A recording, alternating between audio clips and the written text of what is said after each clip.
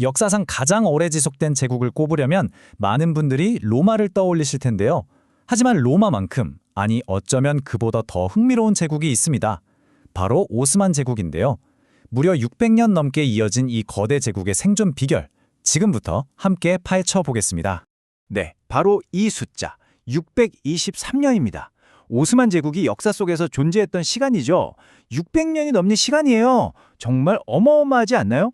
수많은 제국들이 나타났다 사라지기를 반복하는 동안 도대체 오스만은 어떻게 이렇게 오랫동안 버틸 수 있었을까요? 바로 이 질문이 오늘 우리가 풀어야 할 핵심적인 미스터리입니다. 그들의 장수 비결은 과연 무엇이었을까요? 그냥 운이 좋았던 걸까요? 아니면 뭔가 특별한 게 있었을까요? 사실 그 답은요, 단순히 군대가 강했다거나 영토가 넓었다는 데에만 있지 않습니다. 그 핵심에는 아주 독특하고 어떻게 보면 천재적으로 설계된 제국의 시스템, 즉 제도가 있었습니다.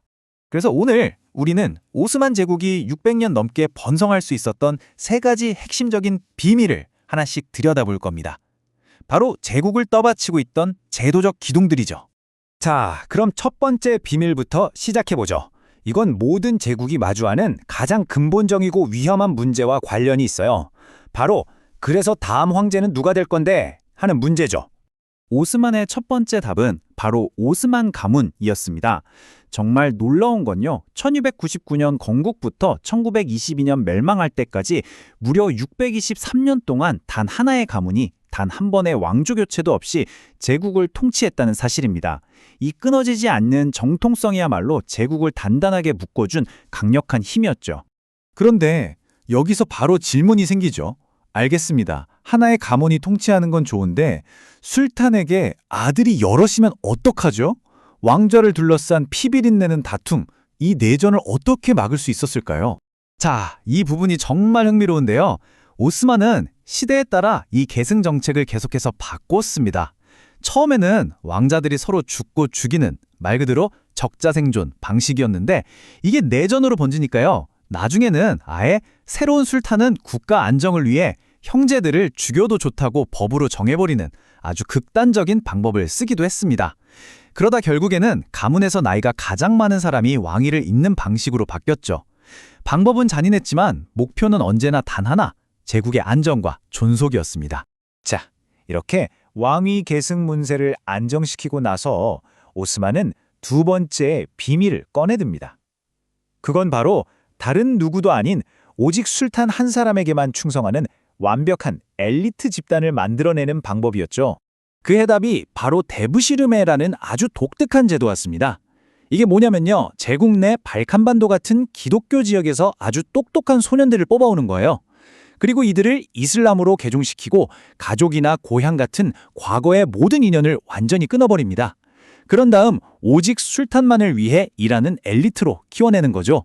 정말 급진적인 사회공학이라고 할 수 있겠죠? 이 과정을 보면 마치 하나의 인재 생산 공장 같아요. 지방의 어린 소년들을 데려다가 언어와 문화를 가르치고 이들 중에서도 가장 뛰어난 인재들은 엔데론이라는 궁정학교에서 특별 교육을 시켰습니다. 그리고 이들이 졸업하면 제국의 최고 장군이나 재상이 되는 거죠. 그야말로 제국을 움직이는 핵심 인력이 되는 겁니다. 바로 이 지점에서 당시 유럽과 오스만의 결정적인 차이가 드러납니다.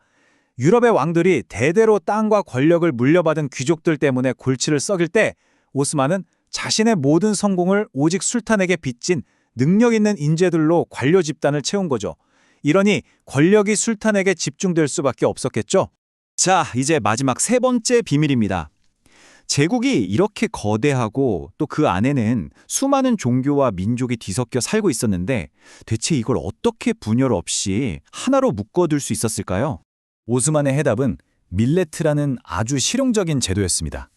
이게 뭐냐면 쉽게 말해서 제국 내에 사는 무슬림이 아닌 다른 종교 공동체들에게 너희들 일은 너희들끼리 알아서 해 라며 상당한 자치권을 준 거예요. 실제로 어떻게 돌아갔냐면요. 예를 들어 그리스 정교회 공동체나 유대교 공동체는 자신들의 종교 지도자 아래에서 결혼이나 교육, 심지어 재판 같은 내부 문제들을 자신들의 법과 관습에 따라 자치적으로 처리할 수 있었습니다. 술탄은 큰 틀에서 세금만 걷고 간섭을 최소화한 거죠. 근데 이게 그냥 우리는 관대하니까 이런 차원이 아니었습니다. 아주 영리한 통치 전략이었던 거죠. 일단 일일이 간섭하지 않으니 행정 비용이 줄어들고요. 종교 문제로 인한 반란 가능성도 낮아졌습니다. 심지어 1492년에 스페인에서 쫓겨난 유대인 학자나 기술자들을 받아들이면서 제국의 기술 발전에 큰 도움을 받기도 했죠. 자, 이렇게 세 가지 비밀을 모두 살펴봤는데요. 그럼 이게 오늘을 사는 우리에게 대체 무슨 의미가 있을까요? 수백 년 전 사라진 제국의 이야기가 왜 지금도 중요할까요? 당시 유럽의 최대 라이벌이었던 합스부르크 제국과 비교해보면 그 차이가 명확해집니다. 합스부르크는 귀족들의 힘이 너무 강해서 왕이 마음대로 할 수 있는 게 별로 없었어요. 반면에 오스만은 술탄 중심의 중앙집권 체제와 능력주의 관료제를 통해 국가의 자원을 훨씬 효율적으로 동원하고 사용할 수 있었습니다. 그리고 또 하나, 당시 유럽은 하나의 왕, 하나의 신앙이라는 원칙 아래서 수백 년간 끔찍한 종교전쟁을 치르고 있었죠. 하지만 같은 시기 오스만 제국은 밀레트 제도를 통해서 제국 내 다양한 종교와 문화가 비교적 평화롭게 공존하도록 만들었습니다. 결국 오스만 제국이 600년을 버틸 수 있었던 건 무슨 마법 같은 게 아니었습니다. 왕위 계승에서는 무자비할 정도의 실용주의를, 인재 등용에서는 파격적인 능력주의를, 그리고 제국 통치에서는 다양성을 끌어안는 관리의 기술을 보여줬기 때문이죠. 어쩌면 오늘날처럼 갈등과 분열이 심각한 세상에서 강력한 중앙 권력을 유지하면서도 그 안의 다양성을 끌어안으려 했던 이 600년간의 거대한 역사적 실험은 우리에게 많은 것을 생각하게 하는 것 같습니다. 여러분은 어떻게 생각하시나요?